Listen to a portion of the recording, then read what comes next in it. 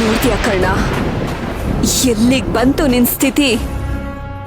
ನಿನ್ನೆವರೆಗೂ ರಾಜನ್ ತರ ಮೆರಿತಾ ಇದ್ದೆ, ನನ್ನನ್ನ ಎದುರಾಕೊಂಡೆ, ಈಗ ಭಿಕಾರಿ ಆಗೋದೆ. ಏನೋ ಹೋಗ್ಲಿ ಅಂತ ಪಾಪ ಅಂತ ಬಿಟ್ರೆ ನನ್ ಮೇಲೆ ಸವಾರಿ ಮಾಡಕ್ ನೋಡ್ತೀಯಾ?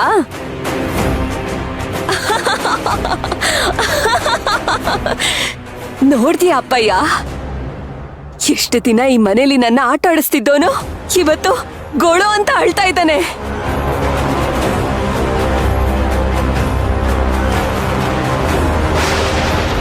ಆದ್ರೂ ನೀನ್ ಇದೆಲ್ಲ ಮಾಡಬಾರ್ದಾಗಿತ್ತು. ಯಾಕಪ್ಪಯ್ಯ, ಯಾಕೆ ಮಾಡಬಾರ್ದು? ನಾನ್ ಮಾಟ ಮಾಡಿರೋ ಅನ್ನನ ನನಗೆ ತಿನ್ಸೋಕ್ ಬಂದ? ಆಂಜನೇಯನ್ ಫೋಟೋ ತೋರಿಸಿ ಪೆಂಡೆಂಟ್ ತೋರಿಸಿ ನನ್ನನ್ನೇ ಹೆದರ್ಸೋಕ್ ಬಂದ? ನಾನ್ ಸಿಕ್ಕಾಕೊಳಕ್ಕೆ ಇವನೇ ಕಾರಣ. ಇಲ್ಲ ಅಂದಿದ್ರೆ ನಾನು ಮನೆ ಬಿಟ್ಟು ಹೋಗೋ ಪರಿಸ್ಥಿತಿನೇ ಬರ್ತಾ ಇರ್ಲಿಲ್ಲ.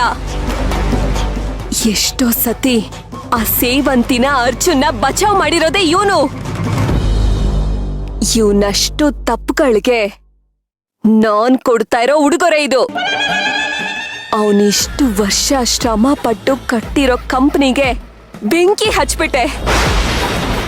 ನಾನ್ ಕೊಟ್ಟಿರೋ ಏಟಿಗೆ ಅವನ್ ಬದುಕು ಸುಟ್ಟು ಬೂದಿ ಆಗತ್ತೆ. ನಾನ್ ಕೊಟ್ಟಿರೋ ಏಟಿಗೆ ನಿನ್ ಕೈಲಿ ಎದ್ದೇಳಕ್ಕಾಗಲ್ಲ. ಮನೆ ಮಠ ಕಳ್ಕೊಂಡು ಆದಷ್ಟು ಬೇಗ ಬೀದಿಗೆ ಬರ್ತೀಯ. ಹುಚ್ಚನ್ ತರ ಬೀದಿ ಅಲ್ಲಿದ್ಯಾ?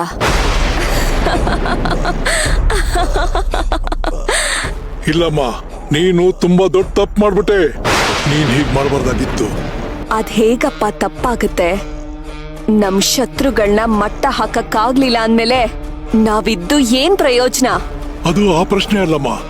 ನೀನು ಅಖಂಡ ಸಾಧನೆ ಮಾಡ್ಬೇಕಾದ್ರೆ ನಿನಗೆ ತುಂಬಾ ಶಕ್ತಿ ಬೇಕು. ಈ ತರ ನೀನು ನಿನ್ ಶಕ್ತಿನ ವ್ಯರ್ಥ ಮಾಡ್ಕೋಬಾರ್ದಾಗಿತ್ತು. ಮತ್ತೆ ಆ ಶಕ್ತಿ ಸಂಪಾದನೆ ಮಾಡೋಕೆ ಎಷ್ಟು ಕಷ್ಟ ಆಗುತ್ತೆ ಗೊತ್ತಾ? ಯಾವ ಕಷ್ಟನೂ ಆಗಲ್ಲಪ್ಪ. ನಾನ್ ಯಾರು, ನನ್ ಶಕ್ತಿ ಏನು ಅಂತ ನಿಮ್ಗೂ ಗೊತ್ತಿಲ್ಲ. ನೋಡ್ತೀರಿ, ಖಂಡಿತ ನಿಮ್ಮನ್ನ ಜೀವಂತ ಮಾಡ್ತೀನಿ. ಮತ್ತೆ ನಿಮ್ ಪ್ರಾಣನ ನಾನ್ ಜೋಪಾನ ಮಾಡಿಟ್ಟಿರೋ ನಿಮ್ ದೇಹಕ್ಕೆ ಸೇರಿಸ್ತೀನಿ. ಇದೇ ನಾನ್ ಮಾಡ್ತಿರೋ ಶಪಥ. ತಲೆ ಮೇಲ್ ತಲೆ ಬೀಳ್ಲಿ, ನಿಮ್ಮನ್ನ ಉಳಿಸ್ಕೋತೀನಪ್ಪಯ್ಯ.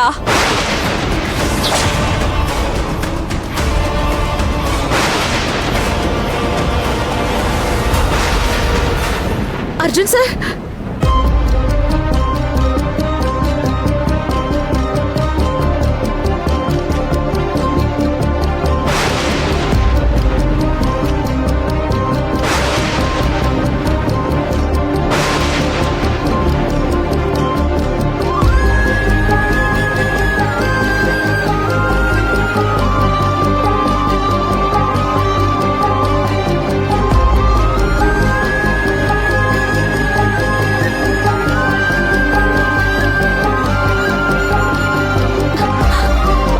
ಅರ್ಜುನ್ ಸರ್,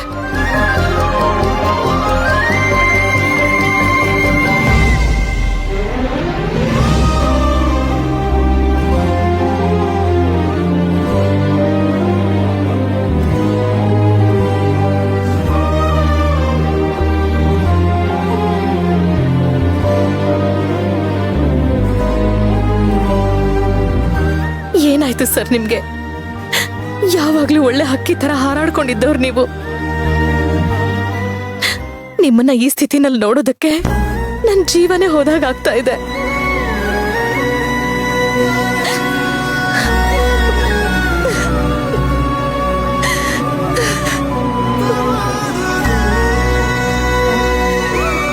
ಭಯ ಪಡ್ಬೇಡಿ ಸರ್, ನಾನಿದ್ದೀನಿ.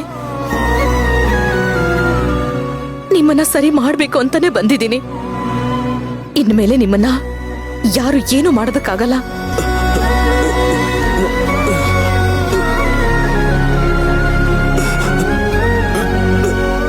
ಅರ್ಜುನ್ ಸರ್, ನೀವು ನನಗೇನು ಹೇಳ್ಬೇಕಾಗಿಲ್ಲ ಸರ್.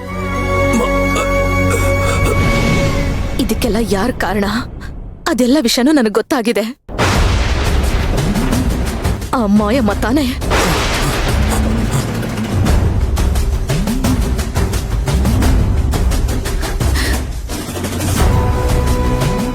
ಏ ಮಾಯಮ್ಮ, ನನ್ನ ಗಂಡನ ಮೇಲೆ ಮಾಟದ ಪ್ರಯೋಗ ಮಾಡ್ತೀಯೇನೆ?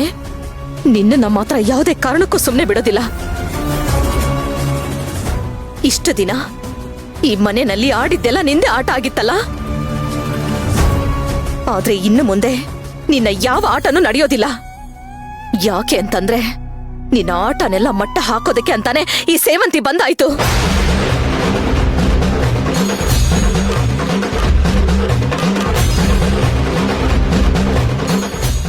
ನಾನಿಲ್ದೆ ನೀವೆಷ್ಟು ಒದ್ದಾಡಿದೀರಾ ಅಂತ ನಿಮ್ ಮುಖ ನೋಡಿದ್ರೇನೆ ಗೊತ್ತಾಗ್ತಿದೆ ಸರ್. ಆ ಮಾಯಮ್ಮ ಮಾಡಿರೋ ಅನ್ಯಾಯಗಳೆಲ್ಲ ನಿಮಗ್ ಗೊತ್ತಾಯ್ತು ಅನ್ನೋ ಕಾರಣಕ್ಕೆ ನೀವದನ್ನ ಆಚೆ ಹೇಳ್ಬಾರ್ದು ಅಂತ ತಾನೆ ನಿಮ್ ಗಂಟ್ಲನ್ನ ಕಟ್ಟ ಹಾಕಿರೋದು, ನಿಮ್ ಕೈ ಕಾಲೆಲ್ಲ ಸ್ವಾಧೀನ ಇಲ್ದಿರೋ ಹಾಗೆ ಮಾಡಿರೋದು. ಚಿಂತೆ ಮಾಡ್ಬೇಡಿ, ಅದೆಲ್ಲದನ್ನು ನಾನ್ ಸರಿ ಮಾಡ್ತೀನಿ.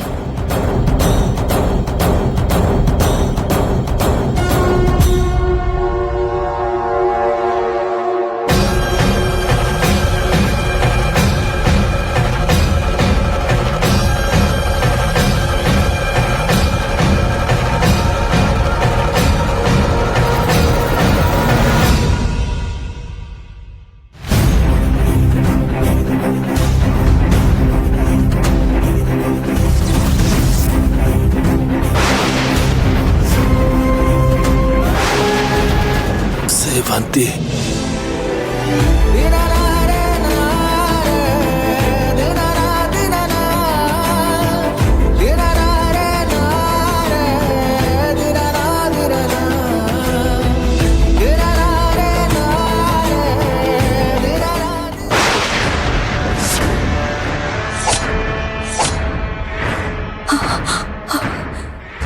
ಅಪ್ಪಯ್ಯ, ಅರ್ಜುನು ಸರಿ ಹೋಗ್ಬಿಟ್ಟ. ಆ ಸೇವಂತಿ ನನ್ ಮಂತ್ರಕ್ಕೆ ತಿರುಮಂತ್ರ ಹಾಕ್ಬಿಟ್ಲು. ಏನು ಸೇವಂತಿ ಇಷ್ಟೆಲ್ಲ ಮಾಡಿದ್ಲ? ಇದು ಹೇಗ್ ಸಾಧ್ಯ ಆಯ್ತು ಅವಳ ಕೈಲಿ? ನನಗೂ ಅದೇ ಅರ್ಥ ಆಗ್ತಿಲ್ಲ ಅಪ್ಪಯ್ಯ. ಇಷ್ಟು ದಿನ ಕಾಣೆ ಆಗಿದ್ಲು, ಈಗ ಇದ್ದಕ್ಕಿದ್ದ ಹಾಗೆ ಅವಳಿಗೆ ಇಷ್ಟೊಂದು ಶಕ್ತಿ ಹೇಗಪ್ಪ ಬಂತು? ನಾವು ಏನ್ ಮಾಡ್ಬಿಟ್ಟಿದೀವಿ ಕಂದ, ನಾವು ಮೋಸ ಹೋದ್ವಿ. ಮೋಸ ಹೋದ್ವಾ? ಅಪ್ಪಯ್ಯ ಏನ್ ಹೇಳ್ತಿದ್ದೀರಾ ನೀವು? ಹೌದಮ್ಮ, ಅವಳು ಇಷ್ಟು ದಿನ ಮನೆ ಬಿಟ್ಟು ಹೋಗಿದ್ಲಲ್ಲ, ಆ ಪಾರ್ವತಿಪುರದ ಭವಾನಿ ಜೊತೆ ಇದ್ಲು. ಏನು, ಭವಾನಿ ಜೊತೆನಾ? ಹೌದು, ಅವಳೇ ಇವಳಿಗೆ ನಿನ್ನ ಮಟ್ಟ ಹಾಕೋಕ್ ಬೇಕಾಗಿರೋ ವಿದ್ಯೆನೆಲ್ಲ ಕಲ್ಸ್ಕೊಟ್ಟಿದ್ದಾಳೆ. ನನ್ನನ್ನು ಕೊಂದ್ಲಲ್ಲ ಆ ಪಾರ್ವತಿಪುರದ ದೇವಿ, ಅವಳೇ ಇವಳಿಗೆ ಬೆಂಗಾವಲಾಗಿ ನಿಂತಿದ್ದಾಳೆ ಅನ್ಸುತ್ತೆ. ಇಲ್ಲ ಇಲ್ಲ ಇಲ್ಲ ಅಪ್ಪಯ್ಯ,